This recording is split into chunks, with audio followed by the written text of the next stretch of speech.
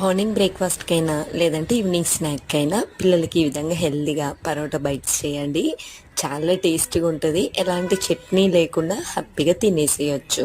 ఇక్కడైతే ఒక big size sweet పొటాటోని boil చేశాను. కుక్కర్లో ఒక 2-3 విజిల్స్ వస్తే సరిపోతుంది. నెక్స్ట్ అయితే ఒక 1 కప్ రాగి ఫ్లోర్కి 1/2 కప్ గోధుమ పిండి వేసుకొని చపాతీ పిండి ఎలా కలుపుకుంటామో అలా రాగి ఫ్లోర్ ఎక్కువ ఉంటే బాగుంటుందని కొంచెం ఎక్కువ వేసుకున్నాను. లేదంటే సేమ్ క్వాంటిటీతో వేసుకోవచ్చు. సో నెక్స్ట్ నేను స్వీట్ పొటాటోను బాయిల్ చేసి కొంచెం సాల్ట్, ధనియా పౌడర్, రెడ్ చిల్లీ అంతే. ఆనియన్ మీకు కావాలంటే ఆనియన్, క్యారెట్ కూడా తురుముకోవచ్చు. ఇలా సింపుల్గా మైల్డ్గా బాగుంటుంది. మంచిగా చపాతీ లాగా రోల్ చేసుకున్న తర్వాతకి దానిపైన మనము స్వీట్ పొటాటోని మంచిగా స్ప్రెడ్ చేసేసి కొంచెం ఆయిల్లో ఈ విధంగా షాలో ఫ్రై చేసేయండి.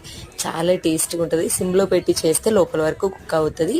ప్లెయిన్గా కూడా తినొచ్చు. బట్ మా పిల్లలకి పీనట్ చట్నీ అంటే చాలా ఇష్టం.